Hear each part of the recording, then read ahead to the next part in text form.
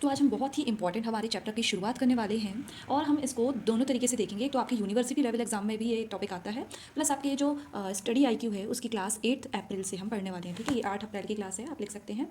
तो हम शुरू करते हैं 8 अप्रैल 2025। ठीक है, तो एटमॉस्फेयर एक ग्रीक वर्ड एटमॉस मतलब वेपर या फिर गैस और सफायरा मतलब बॉल से बना है ये शब्द। ठीक है, ग्रीक वर्ड। इसका मतलब क्या होता है? The air surrounding the earth के सराउंड में जो भी एयर है उसको हम क्या कहते हैं? एटमॉस्फेयर कहते हैं। समझ में ये बात? It is a mixture of different gases की, बहुत सारे टाइप्स की गैसेस हैं जिसका ये मिक्सचर है आपका ये जो एयर बना है। ठीक है, बहुत सारी गैसेस मिक्स हुई और उस मिक्स गैस को हम एयर कहते हैं, जो एयर हमारे अर्थ के आजू बाजू है। It envelopes the earth all around and held in place. अब ये है क्यों ऐसे? ये उड़ती क्यों नहीं है बाहर स्पेस में? ये चली क्यों नहीं जाती है? तो it is held in place by gravity. ठीक है, thus it is inseparable from earth. Gravity की वजह से ये इनसेपरेबल है अर्थ से। ठीक है, अच्छा, और ग्रेविटी रखी है तो ग्रेविटी क्या करेगी? Will affect its density. कैसे? ग्रेविटी कहाँ लगती है? सबसे ज़्यादा नियर, जमीन में सबसे ज़्यादा लगेगी सरफेस के पास, और जैसे जैसे हम ऊपर जाएंगे वैसे वैसे ग्रेविटी का क्या होते जाएगा? खिंचाव कम होता जाएगा, फोर्स कम होते जाएगा, पुल कम होते जाएगा, आपको कहना चाहिए पुल, सॉरी। ठीक है, तो सबसे ज़्यादा मतलब डेंसिटी कहाँ रहेगी एटमॉस्फेयर की? नीचे, और सबसे कम जैसे जैसे हम ऊपर जाएंगे वैसे वैसे डेंसिटी कम होती जाएगी। तो आपको ये बात ध्यान रखना है। ठीक है, अब देखो, अब टॉपिक है एटमॉस्फेयर ऑफ सिग्निफिकेंस। इसका मतलब क्या है? जो एयर है ना हमारे, उसमें क्या बोलते हैं, मतलब जो एयर है उसमें जो कहना चाहिए आपको, जो गैस कंपोनेंट है, जो मेन कंपोनेंट है, मास है, 99% of total mass of the atmosphere जो है वो कॉन्सेंट्रेटेड है at the height of 32 kilometre only. ठीक है, तो 32 किलोमीटर तक ही हमारा 99% एटमॉस्फेयर क्या हो जाता है? रेरिफाई हो जाता है। रेरिफाई का मतलब जितना भी मास है वो 99% है, जितना भी मास है उसका 99% हमारे सिर्फ 32 किलोमीटर तक ही आके सीमित हो जाता है। बाकी 1% आपका फिर एटमॉस्फेयर कितना बड़ा है? देखो 1600 किलोमीटर तक की लंबाई है, तो ये बाकी के उसमें सिर्फ आपका 1% मास जो है फैला हुआ है। अब आप समझ लें कि कितना मास होगा, है ना। From the earth surface there is no separation between the atmosphere and outer space. जब हम स्ट्रक्चर पढ़ेंगे ना बेटा तो आपको समझ में आएगा जो एक्सोस्फियर है उसके बाद कोई ऐसे आपको लाइन नहीं देखने को मिलती। बस एटमॉस्फेयर क्या हो जाता है? डेंसिफाई हो जाता है और रेरिफाई हो जाता है, मतलब थिन कर लेते हैं अपने आप को और मर्ज हो जाता है स्पेस से। माफ करना, यहाँ पे किसी की यार की शादी हो रही है तो आपको अगर म्यूजिक सुनाई दे रहा हो तो वाइप कर लें, बाकी हम तो कुछ नहीं कर सकते इसमें। ठीक है, तो अब देखो इंपॉर्टेंस क्या है एटमॉस्फेयर की।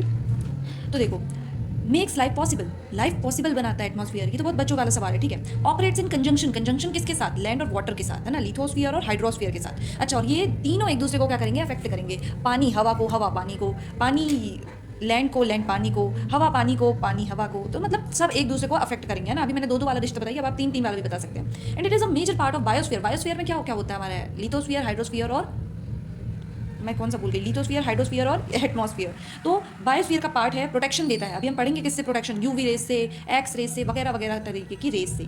और टेम्परेचर मेंटेन करके रखता है। एम्बिएंट टेम्परेचर होता है जो नॉर्मल टेम्परेचर होता है, और अर्थ का मेंटेन करके रखता है एटमॉस्फेयर। अब ये कैसे? क्योंकि इसमें गैसेस हैं, और अभी हम पढ़ेंगे ग्रीन हाउस गैसेस वगैरह वगैरह, ये सब बहुत काम आती है टेम्परेचर को। तो अभी आप देखो ग्रीन हाउस गैसेस किसका पार्ट है? एटमॉस्फेयर का ही पार्ट है। तो इसको आप इंपॉर्टेंस ऑफ एटमॉस्फेयर में ही गिन लोगे। और इसी के साथ खत्म होता है हमारा कंसेप्ट ऑफ एटमॉस्फेयर, या फिर आपको कहना चाहिए इंट्रोडक्शन। अभी हम एक बहुत ही सही चीज़ पढ़ने वाले हैं जिसके लिए आपको थोड़ा सा वेट करना होगा।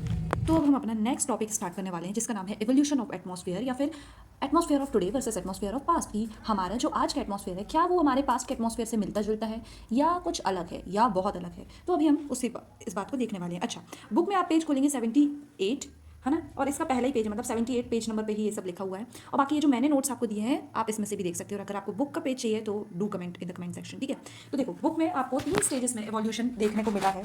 ठीक है, तो फर्स्ट स्टेज में है लॉस ऑफ प्राइमोर्डियल एटमॉस्फेयर। ठीक है, प्राइमोर्डियल मतलब कोई भी चीज़ होती है जिसका मतलब प्राइमोर्डियल किसी भी चीज़ में अगर आपको आ जाए तो इसका मतलब है प्रिमिटिव या फिर सबसे पहली चीज़। ठीक है, तो प्राइमोर्डियल एटमॉस्फेयर फर्स्ट स्टेज में क्या हुआ था? लॉस हुआ था प्राइमोर्डियल एटमॉस्फेयर का। मतलब कि जो पहले का एटमॉस्फेयर था, देखो हमें पता है कि हमारी जो अर्थ है वो किससे बनी है? एक गैसियस नेबुला से बनी है। और गैसियस नेबुला में मेनली कौन कौन सी वो रहती हैं? हाइड्रोजन, हीलियम वगैरह वगैरह जैसी गैसेस। ठीक है, और हाइड्रोजन हीलियम बहुत प्रिमिटिव गैसेस है, मतलब बहुत शुरू से रही है ये। ठीक है, तो अर्ली एटमॉस्फेयर मेनली इन्हीं गैसेस से बना था। और फिर ये गैसेस क्या हो गई? स्केप हो गई स्पेस में, क्योंकि एक बात तो ये कि ये बहुत ज़्यादा हल्की होती हैं। अब हल्की होती है तो ये सोलर विंड्स के प्रभाव से आपकी स्पेस में उड़ गई। तो मतलब फर्स्ट स्टेज में क्या हुआ? आपका लॉस हुआ प्राइमोर्डियल एटमॉस्फेयर का। ठीक है, फिर सेकंड स्टेज में क्रूशियल रोल प्ले किया आपका hot interior of the earth ने। मतलब कि देखो अर्थ हमें पता है कि किससे बनी? गैसियस नेबुला से बनी, जो कि क्या था? बहुत ज़्यादा गर्म था। ठीक है, जब ये कंडेंसेशन हुआ तो ये बहुत ज़्यादा, मतलब जब आप पढ़ते ना अर्थ की हिस्ट्री तो हम देखते हैं कि वो क्या था? सेमी लिक्विड स्टेज में था।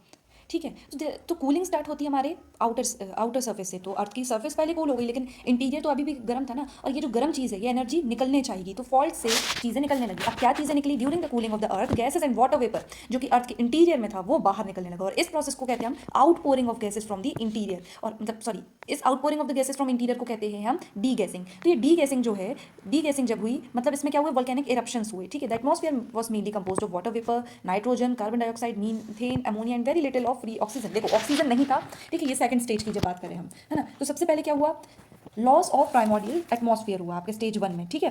और सिंस स्टेज 2 में क्या हुआ, सिंस हमारी जो अर्थ है वो बहुत ही ज़्यादा हॉट थी, तो उसके इंटीरियर से जो वाटर वेपर और जो गैसेस थी वो बाहर निकली, ठीक है। और बाहर कैसे निकली, डीगैसिंग से जाना जाता है हमें, वोल्केनिज्म से निकली, ठीक है। अब वोल्केनिज्म से कौन कौन सी गैसेस निकली, ये हमारे यूपीएससी सिविल सर्विसेज प्रीलिम्स में पूछा गया था सवाल।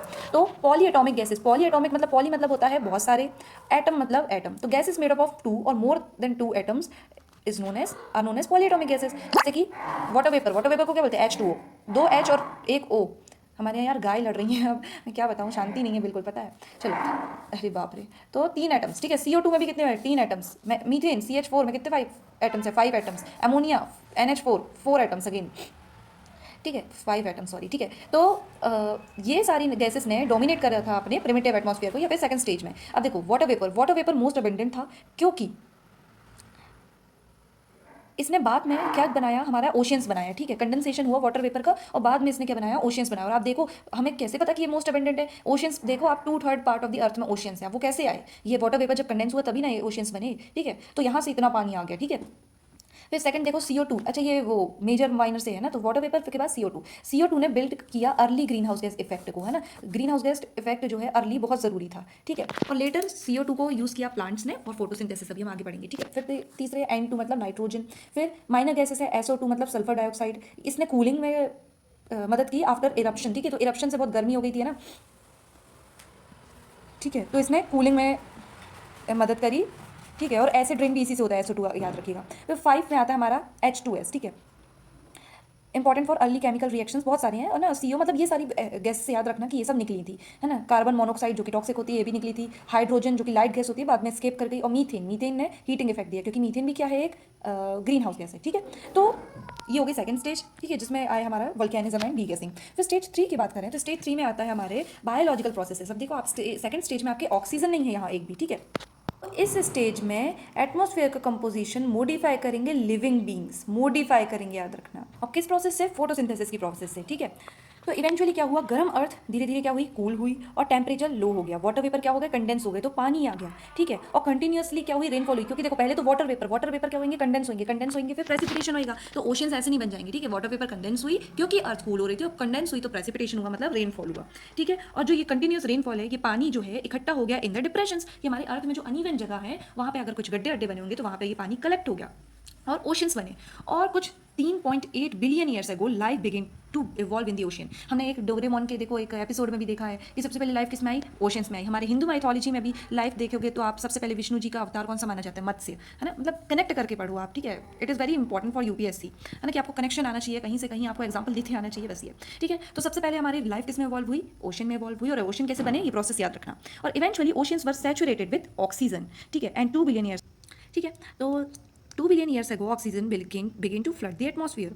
This gave rise to the modern oxygen rich atmosphere, ठीक है। तो ओशंस बने, ओशंस में लाइफ इवॉल्व हुई। अब देखो जो कार्बन डाइऑक्साइड पहले से था उसका यूज़ करके और सनलाइट का यूज़ करके फोटोसिंथेसिस की प्रोसेस स्टार्ट हुई, है ना। और ये सब ने बनाया हमारे ऑक्सीजन को, ऑक्सीजन के कई सारे एंड इवेंचुअली 2 बिलियन ईयर्स अगो तक की हमारे जो एटमॉस्फेयर है वो फ्लडेड हो गया ऑक्सीजन में।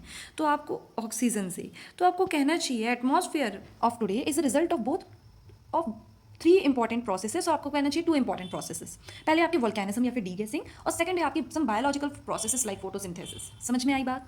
चलिए, तो इसी के साथ हमारा ये टॉपिक हुआ खत्म। अब हम आते हैं कंपोजिशन ऑफ एटमॉस्फेयर में नेक्स्ट वीडियो में, ठीक है। ये हो गया हमारा पार्ट 1, और एक ही दिन का है ये मान लो आप, ठीक है, पार्ट 1।